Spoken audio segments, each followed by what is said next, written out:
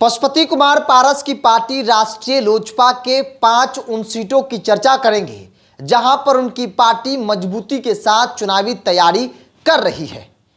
नमस्कार, the Bihari top देख रहे हैं। मैं हुआ आपके साथ बिरजू सिंह। चुनावी साल और ऐसे में हम आपको अलग अलग पार्टी के मजबूत दावेदार, मजबूत उन सीटों की चर्चा कर रहे हैं जहां पर पार्टी के सुप्रीमो की नज़र है। पिछले वीडियो में मुकेश सहनी, उसके अलावा Chirag Paswan, Bharatiya Janata party, Janata Dal you, RJD और अब पशुपति कुमार पारस के पार्टी के 5 मजबूत सीट, 5 मजबूत दावेदार की इस वीडियो में हम चर्चा करेंगे। देखिए, पशुपति कुमार पारस एनडीए में रहते हुए उनको एक भी लोकसभा में सीट नहीं दी गई थी। उन्होंने चुनाव न खुद लड़े और ना ही किसी को लड़ने दिए। इसका नतीजा हुआ कि उनकी पार्टी कमजोर हुई, कार्यकर्ताओं का मनोबल डाउन हुआ, कुछ लोग उनका साथ छोड़कर भी चले गए। अब पशुपति कुमार पारस पूरी तरीके से एक्शन मूड में आ गए हैं। पशुपति कुमार पारस ने तय कर लिया है कि भाई सीट कोई दे ना दे, हम तो चुनाव लड़ेंगे, चाहे अकेले ही क्यों ना चुनाव लड़ना पड़े। और अब देखिए, कार्यकर्ताओं का जोश हाई है। पशुपति कुमार पारस ने डिसीजन लिया, फैसला किया। राजनीति में समय के साथ अगर आप फैसला नहीं लेते हैं तो नुकसान उठाना पड़ता है। पशुपति कुमार पारस ने नुकसान उठाया लोकसभा चुनाव में। अगर वो लड़ते तो भाजपा को उनकी ताकत का एहसास जरूर हो जाता। पशुपति कुमार पारस बिहार भ्रमण कर रहे हैं, अलग अलग जिलों में जाकर लोगों से मुलाकात कर रहे हैं और उनकी सभा में भीड़ भी उमड़ रही है। चर्चा है कि पशुपति कुमार पारस की पार्टी महागठबंधन के साथ चुनाव लड़ेगी। लालू प्रसाद यादव के साथ कई बार की बातचीत उनकी हो गई है। मतलब पशुपति कुमार पारस ने तय कर लिया है कि महागठबंधन के साथ वो चुनाव लड़ेंगे, क्योंकि महागठबंधन के पास दलित फेस नहीं है। लालू यादव भी चाहते हैं कि दलित को साधना है तो दलित फेस चाहिए, जो कि महागठबंधन के अंदर नहीं है। एनडीए के अंदर चिराग है, मांझी है, महागठबंधन में कौन है? कोई नहीं है। इसलिए पशुपति कुमार पारस को हर तवज्जो जो है वो न सिर्फ आरजेडी बल्कि बाकी सहयोगी दल देने को तैयार है। अब बात करते हैं 5 सीटों के बारे में। देखिए, पशुपति कुमार पारस ने ऐलान कर दिया है कि भाई हम अकेले भी लड़ना पड़े तो लड़ेंगे और एक एक सीटों का वो जायजा ले रहे हैं, घूम रहे हैं, तमाम चीज़ों को देख रहे हैं। और जिन 5 सीटों की मैं चर्चा इस वीडियो में करूंगा, उस 5 सीट में सबसे पहला सीट है अलौली का। गठबंधन जिसके साथ हो, सबसे पहला सीट पशुपति कुमार पारस को मिलेगा तो वो अलौली की सीट है, क्योंकि अलौली से पशुपति कुमार पारस के बेटे यशराज पासवान मैदान में उतर चुके हैं। कई महीनों से वो तैयारी में लगे हैं, लोगों से मुलाकात कर रहे हैं, कई राउंड वो क्षेत्र में घूम चुके हैं। तो ऐसे में जिसके साथ भी गठबंधन हो, अलौली वो पहली सीट होगी जो पशुपति कुमार पारस को मिलेगी। अलौली के बारे में जान लीजिए। अलौली वो सीट है जहां से पशुपति कुमार पारस 1, 2, 3 बार नहीं बल्कि 7 बार विधायक रहे हैं। मौजूदा में वो सीट आरजेडी की सिटिंग सीट है। रामवृक्ष सदा वहां से विधायक हैं। इससे पहले भी आरजेडी वहां पर चुनाव जीती है। 2010 में अलौली जेडीयू जीती थी। उसके बाद 2 चुनाव में राष्ट्रीय जनता दल की जीत हुई है। अब अलौली की जातीय समीकरण को समझ लीजिए। अलौली पशुपति कुमार पारस के बेटे यशराज पासवान मैदान में है। पासवान समाज से आते हैं। पासवान समाज से आते हैं तो जाहिर सी बात है कि पासवान वोट में बड़ी सेंधमारी जो है वो करेंगे चिराग के रहते हुए। चूंकि खुद पशुपति कुमार पारस वहाँ पर चुनाव लड़ेंगे, उनका बेटा चुनाव लड़ेगा, तो इस लिहाज से कि कहना मेरे लिए आसान हो जाता है। अलौली में रविदास, पासवान, कुर्मी, कोयरी की बड़ी आबादी है। ये वो जात है जो सत्ता तय करता है कि भाई अलौली का विधायक कौन होगा। ऐसे में महागठबंधन की तरफ से अगर पशुपति कुमार पारस के बेटे उम्मीदवार बनते हैं, महागठबंधन के उम्मीदवार, तो जाहिर तौर पर यहाँ पर एक समीकरण बनता नजर आ रहा है। चूँकि पासवान है और ऐसे में पासवानों की ठीक ठाक आबादी है, बड़ी आबादी है और उस क्षेत्र की राजनीति में पशुपति कुमार पारस की मजबूत पकड़ है।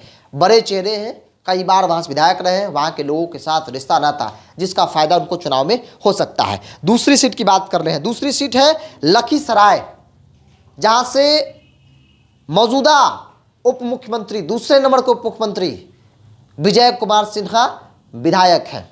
3 बार कंटिन्यू विधायक रहे। इससे पहले वहाँ पर जनता दल यू जीती। राष्ट्रीय जनता दल वहाँ पर कमज़ोर नहीं है, ठीक ठाक पकड़ आरजेडी की भी वहाँ पर मानी जाती है। विजय कुमार सिन्हा यहाँ से विधायक हैं, भूमिहार समाज से आते हैं और ऐसे में विजय कुमार सिन्हा के सामने भूमिहार के एक बड़े चेहरे चंदन सिंह, सूरजभान सिंह के भाई एक्स एमपी, वो मैदान में डट चुके हैं, वो लगातार घूम रहे हैं। तो एक मजबूत सीट के तौर पर लखीसराय, चूंकि वहां से चंदन सिंह की दावेदारी है, चंदन सिंह की मजबूत दावेदारी देखी जा रही है। चूंकि क्षेत्र की राजनीति में चंदन सिंह, सूरजभान सिंह की अपनी मजबूत पकड़ मानी जाती है। बिहार में अगर टॉप 5 भूमिहार लीडर का अगर कोई नाम बताएगा, अगर हम नहीं कि कोई और ही बताएगा, इसमें एक नाम सूरजभान सिंह का जरूर रहेगा। सूरजभान सिंह भूमिहारों में अपना पकड़ मजबूत जो है वो रखे हैं, ऐसा माना जाता है।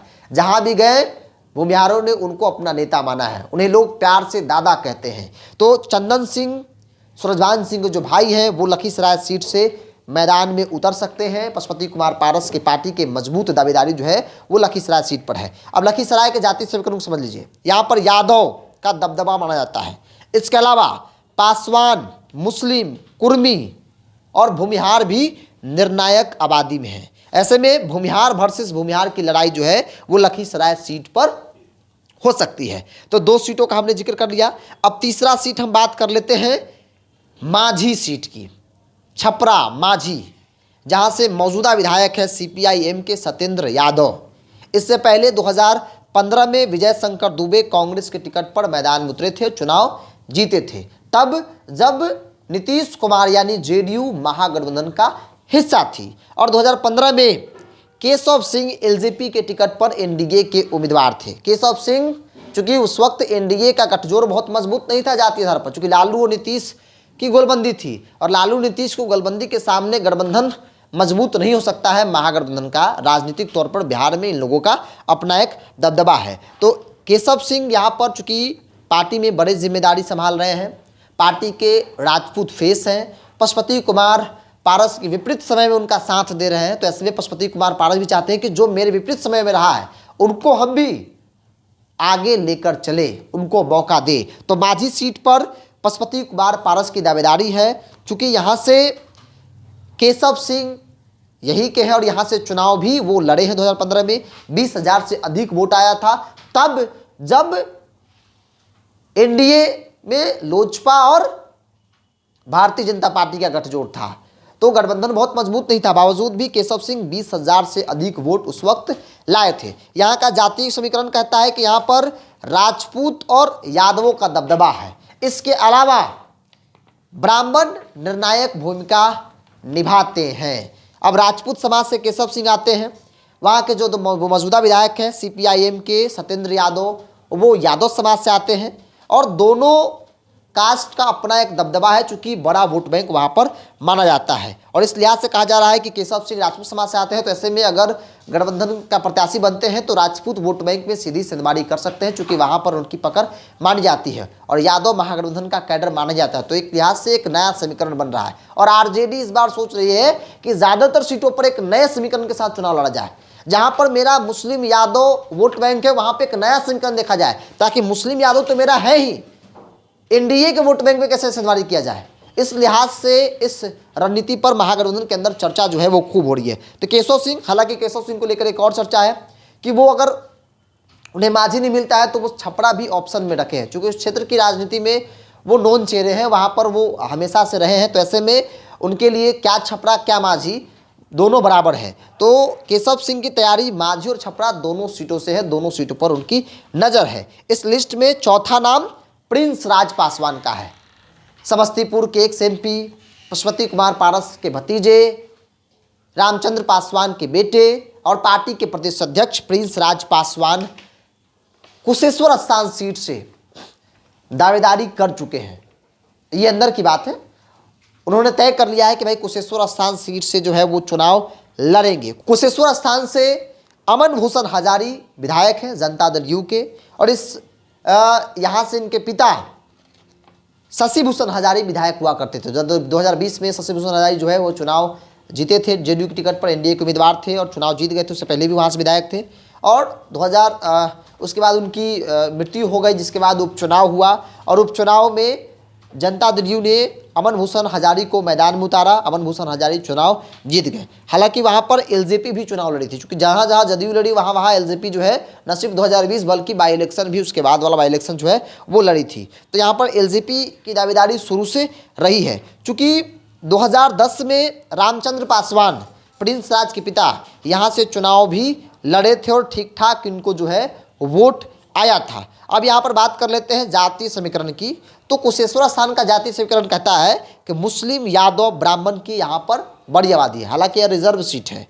इसके अलावा राजपूत, रविदास, कुर्मी, मुसहर, पासवान भी निर्णायक भूमिका निभाते हैं। पासवान समाज से खुद प्रिंस राज पासवान आते हैं और ऐसे में कुशेश्वर स्थान उनके संसदीय क्षेत्र जहाँ से वो सांसद थे उसी के अंतर्गत आता है। तो उनका मानना है कि भाई हमने काम किया है, हमारे लोग हैं, हमारा कैडर है और मेरे लिए वो क्षेत्र जाना पहचाना है, मेरे पिता ने भी उस क्षेत्र का सेवा किया है, तो इस लिहाज से प्रिंस राज पासवान की वहाँ पर दावेदारी है। इस लिस्ट में 5वां और अंतिम नाम शाहपुर का है। शाहपुर आरजेडी की सिटिंग सीट है, जहाँ से शिवानंद तिवारी के बेटे राहुल तिवारी विधायक हैं। राहुल तिवारी 2020 और उससे पहले 2015 2 बार वहाँ से विधायक चुने गए। 25 की तैयारी में राहुल तिवारी भी लगे हैं, लेकिन इस सीट पर राष्ट्रीय लोजपा की भी नज़र है, चूँकि राष्ट्रीय लोजपा के पास तेज नारायण यादव महासचिव है प्रदेश में, वो दावेदार है, वो वहाँ पर लगे हुए हैं। कहा यह जा रहा है कि जो इस बार का सिनेरियो बन रहा है, महागठबंधन को ब्राह्मण बढ़ चढ़कर वोट करे, ऐसा नहीं दिख रहा है। शाहपुर में होता क्या है कि ब्राह्मणों की बड़ी आबादी है, ब्राह्मण का दबदबा 20% वोट बैंक है और ऐसे में आरजेडी वहां पर ब्राह्मण उम्मीदवार बनाता है। तो ऐसे में लोगों में नाराजगी और यही कारण है कि ब्राह्मण का वोट इस बार खिसक सकता है, ऐसा माना जा रहा है। लेकिन ब्राह्मण का वोट न खिसके, इसलिए महागठबंधन के अंदर भी चर्चा हो रही है कि भाई अगर राहुल तिवारी को रिपीट किया गया तो उन पर दाव लगाना रिस्क भरा होगा, तो इसलिए वहाँ पर उम्मीदवार बदलने की चर्चा हो रही है। और मैं बता रहा हूँ कि तेज नारायण यादव शाहपुर से दावेदार हैं राष्ट्रीय लोजपा के, उनके नाम की भी चर्चा हो रही है, चूँकि ये यादव समाज से आते हैं, महागठबंधन का सिंबल होगा और यहाँ पर यादव और ब्राह्मण की बड़ी आबादी है। यादव 20%, ब्राह्मण भी निर्णायक भूमिका यहाँ पर निभाते हैं। तो हमने आपको 5 सीटों के बारे में, 5 दावेदारों के बारे में बताया। ये वो दावेदार है जो इस वक्त मैदान में डटे हैं। पशुपति कुमार पारस के पार्टी के 5 सीट, हालांकि पशुपति कुमार पारस कितने सीटों पर चुनाव लड़ेगी, वो कौन कौन सी सीट होगी, इसको लेकर लगातार हमारा रिसर्च जारी है। पार्टी के नेताओं से बात करना, जो सूत्र है उनके जरिए बात को समझना, जानना, तमाम चीज़ों को लेकर द बिहारी टॉप जो है वो अपना काम कर रही है। फिलहाल फर्स्ट पेज में हमने आपको 5 सीट, 5 दावेदार के बारे में बताया है। कुछ ऐसी सीटें हैं जिसके बारे में अगले वीडियो में हम आपको बताएंगे। आपको क्या लगता है, आप अपनी राय को कमेंट्स बॉक्स में रखिए। अगर आप मेरे चैनल को यूट्यूब पर देख रहे हैं तो सब्सक्राइब कर लीजिए, फेसबुक पर देख रहे हैं तो पेज को लाइक और फॉलो कर लीजिए।